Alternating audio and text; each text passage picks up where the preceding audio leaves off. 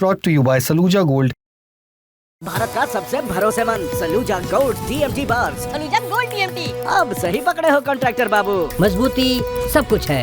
America और Iran के बीच cease fire खत्म होने के करीब है और इसके साथ ही एक बड़ी चेतावनी भी सामने आई है।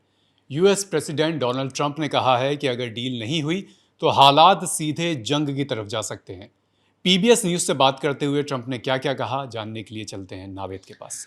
डोनाल्ड ट्रंप ने अभिषेक ये कहा है कि अगर जो सीज फायर है वो किसी डील के बगैर ख़त्म होती है तो बहुत से बम गिरेंगे। यानी एक तरह से उनका इशारा जो था वो ईरान की तरफ था कि ईरान में बहुत सारे वो बम गिरा सकते हैं अगर सीज फायर, क्योंकि 21 अप्रैल को ये सीज फायर ख़त्म होने ही वाली है, तो उसको लेकर उन्होंने कहा कि बहुत सारे बम गिरेंगे। ये पीबीएस न्यूज़ से कहा। इसके अलावा एक और चीज़ जो 20 अप्रैल को उन्होंने ट्रुथ सोशल पर भी एक पोस्ट की है, वो भी इसी तरफ इशारा करती है। उसमें जो लिखा है वो भी मैं आपको एक बार बता देता हूं, क्योंकि खासकर उन्होंने न्यूक्लियर वेपन को लेकर उस पर कहा है। उसमें डोनाल्ड ट्रंप लिखते हैं कि ईरान कभी भी न्यूक्लियर वेपन हासिल नहीं कर सकता। जो मेन लाइन थी वो ये थी। उसके अलावा डिटेल में अगर हम जाएं तो शब्दशः जो हिंदी भावानुवाद उसका हुआ है, उसमें उन्होंने कहा कि इजराइल ने मुझे ईरान के साथ युद्ध के लिए कभी नहीं मनाया। ये कई रिपोर्ट्स भी थी। 7 अक्टूबर को जो हुआ उसने मेरी जिंदगी में भर की उनकी सोच थी ईरान को लेकर, उसको और पक्का कर दिया कि ईरान को कभी भी न्यूक्लियर वेपन हासिल नहीं करने दिया जा सकता।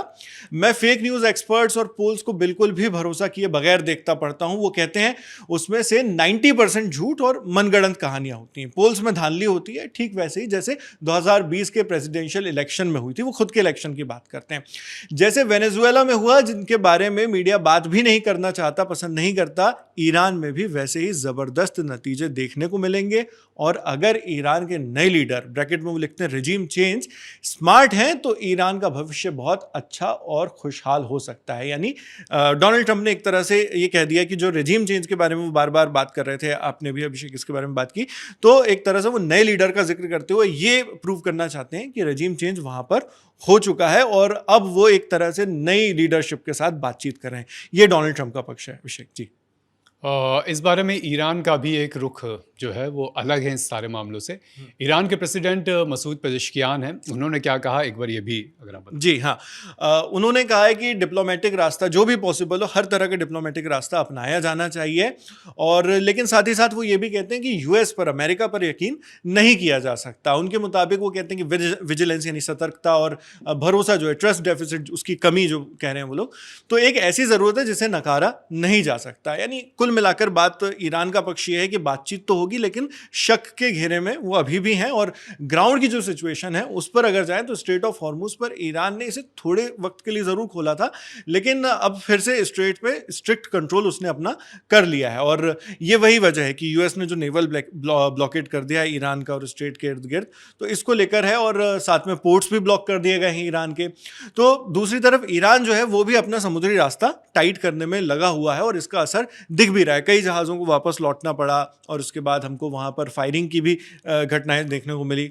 इवन भारतीय जहाज़ों की अगर हम बात करें तो उस पर भी फायरिंग, गन फायर और प्रोजेक्टाइल इंसिडेंट हमको दिखाई दिए।